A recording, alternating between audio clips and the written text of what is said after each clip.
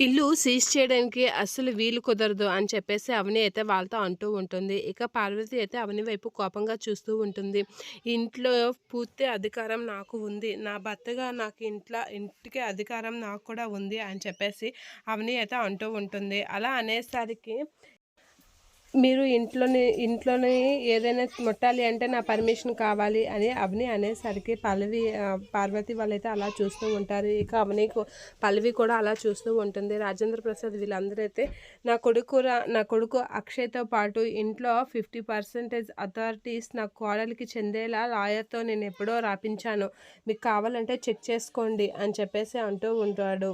నా కొడుక్కి ఇంటి మీద ఎంత హక్కు ఉందో నా కోడలికి కూడా అంతే హక్కు ఉంది అని చెప్పేసి రాజేంద్ర ప్రసాద్ అనేసరికి ఒక్కసారిగా పల్లవి అయితే షాక్ అవుతూ ఉంటుంది. షాక్ అయ్యి అలా చూస్తూ ఉండిపోతూ ఉంటుంది. ఇక అందరూ అయితే షాక్ అవుతూ ఉంటారు. ఇక సారీ సార్ అని చెప్పేసి అక్కడి నుంచి వాళ్ళైతే వెళ్ళిపోతూ ఉంటారు. ఇక అవని వాళ్ళైతే నేను ఉంటుండగా మిమ్మల్ని ఎవరు ఇంట్లో నుంచి బయటికి పంపించలేరండి. నేను ఉన్నాను కదా! మిమ్మల్ని ఎప్పుడూ ఇంట్లోనే ఉండేటట్లుగా చేస్తాను.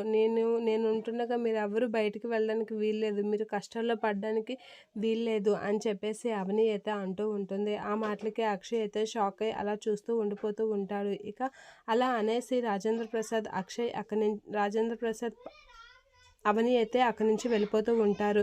"ఒరేయ్! మీరు లగేజ్ అంతా సర్దుకోండి" అని అనేసరికి "ఎందుకన్నయ్య" అని కమల్ అంటూ ఉంటాడు.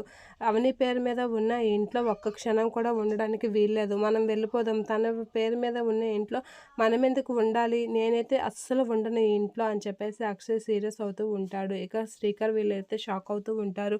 "మనందరం ఇప్పుడే ఈ ఇల్లుని ఖాళీ చేసేయాలని" చెప్పేసి అక్షయ్ కోపంలో అనేసరికి అందరూ అయితే అలా చూస్తూ ఉండిపోతూ ఉంటారు అక్షయ్‌ని. ఇక ఏం చేయాలో తెలియక అలా ఒకరి మొఖాలు ఒకరు చూసుకుంటారు.